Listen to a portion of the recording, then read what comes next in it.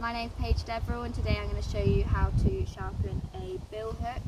First I'm going to put oil on my sharpening stone, and then going to just move the oil around slightly using the bill hook, and then I'm going to start on the flat edge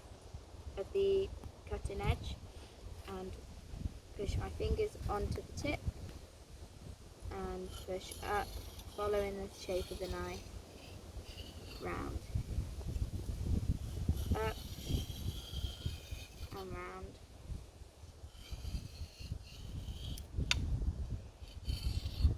And then I'm going to do it on the reverse because we need to make sure that both sides of the knife is sharp. Doing the same, placing it here at the bottom, pushing up and going